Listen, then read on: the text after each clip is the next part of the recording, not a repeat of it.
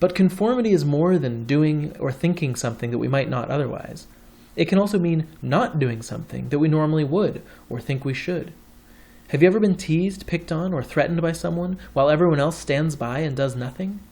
That may be the result of the bystander effect, the tendency of people to not help others because others around them aren't helping.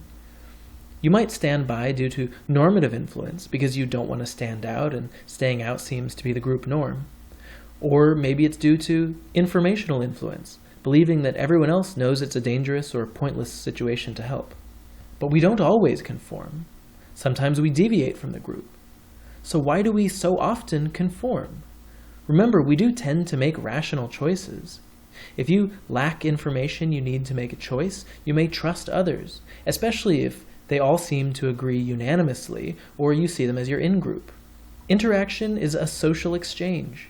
If you fear informal or formal sanctions for deviating, or if your own values encourage going along with the group, you may be more likely to make that choice, particularly if you respect their status.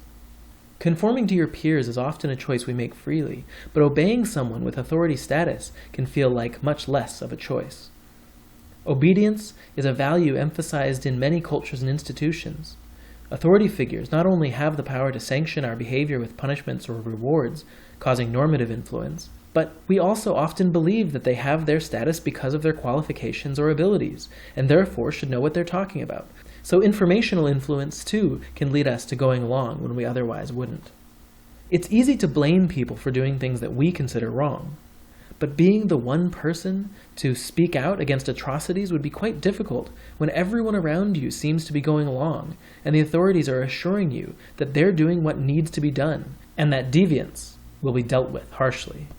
The appearance of unanimity, everyone agreeing, can be a powerful influence, but it can also be misleading.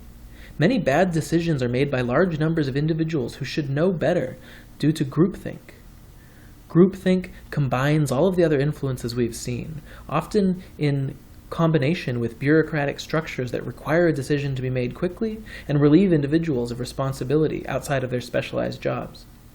Next time you're with a group of people trying to make a decision, before you go along with the majority, try to find out if each individual actually believes what they're saying, or if they simply are conforming to what they think everyone else wants.